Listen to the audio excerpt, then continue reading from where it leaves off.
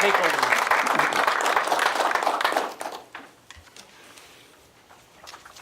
Take only memories, leave only footprints.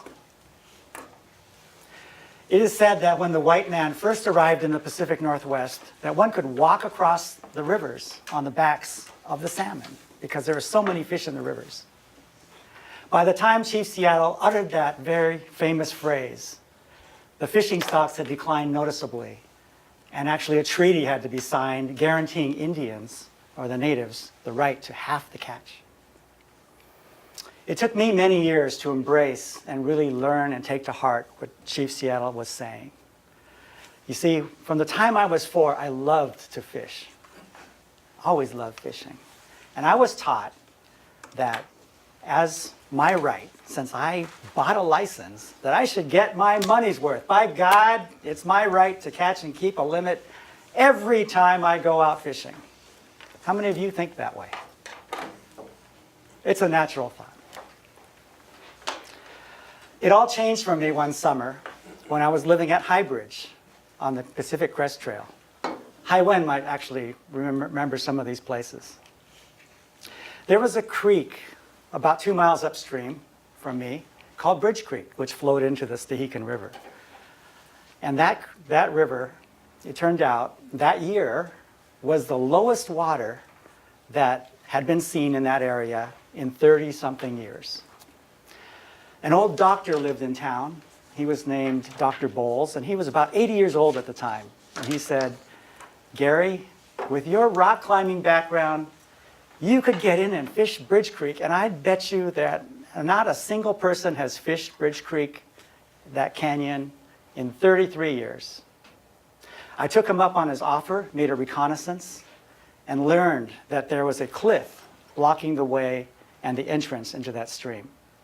Now, having worked on the trail crew the previous 3 summers, I knew that there was a trail that crossed the river 3 miles upstream from the mouth of Bridge Creek, and there was a bridge. So there was a good ending point if I had started at the base.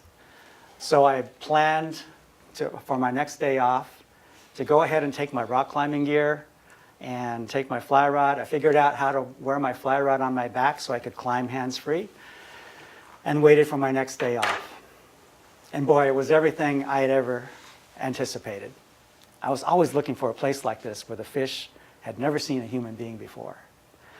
I remember rappelling down that first cliff thinking, this is going to be great. From here on, every trout that lives in the stream has never seen a person before. They've never seen a fly before. They're going to be so easy to catch. I remember there were sections of the stream that were so narrow that the river flowed between them, and the only way I could move upstream was to cling to the rocks on the side, traversing along slowly. And looking down in the stream, I remember thinking, oh my God, those are like logs down there, but they're trout. And I couldn't even let go to cast for them, let alone fish for them. I ended up fishing that whole day, walking the 3 miles, and because I was fly fishing, the nice thing about fly fishing is that you can cast with pinpoint accuracy, and you can deliver the fly exactly where you want it, and cast the fish, catch the fish that you want, and release any fish that you desired not to keep. So in those days, I used to keep the big ones and let the little ones go. At the end of that first day, I had caught over 70 trout. The limit was 12 fish. But as a fly fisherman, I could release any fish I wanted to unharmed. So I let all the little ones go. I kept only trout that were about 17 inches or bigger. And my weight limit of the time, so you could catch 12 fish, or you could catch 7 pounds plus 1 fish. My weight limit of 7 pounds plus 1 fish I achieved with 5 fish. And I thought, this is good. This is good. It was so good, I went back week after week. The next week, the week after that, the week after that. By summer's end, though, I noticed a pattern. The average size fish I was keeping was only getting to be about 10 inches, 11 inches or so. Big difference from every fish being this big to every fish being that big.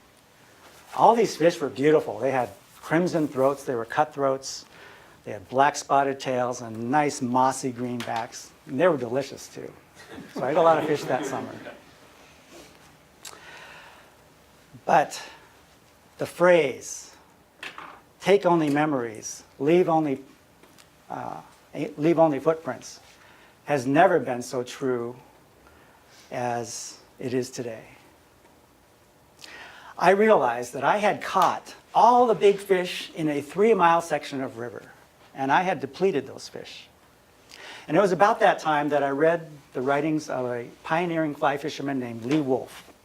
And he actually said, a trout is too valuable to be caught only once.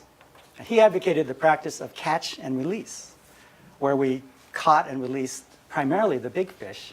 If you wanted to keep a few, keep a couple small ones to eat, but by releasing almost everything. Our planet does not have enough resources so that we can plunder and pillage and destroy and waste. I've seen people, like little old ladies with bucketfuls of female crabs. It's illegal to keep the females, but bucketfuls of them, undersized. I've seen people raking the forest floor to get mushrooms, and they're destroying the resource. They're destroying the forest floor for the future mushrooms to grow. I've seen people driving on beaches, not realizing that they're killing thousands and thousands of razor clams. Always, these are things for a little bit of convenience for the few, and they're destroying the research for the many. So those words, take only memories, leave only footprints, have never rung so true as they are today. Back to fishing. How much do you think it costs to catch and eat a pound of fish? I've calculated this over the years, and conservatively, it's about $200 a pound. Go to the store, buy your fish, and eat it. It's much more efficient. I'm still as passionate today as I was about fly fishing 40 years ago. But now my fish come from Costco. Thank you.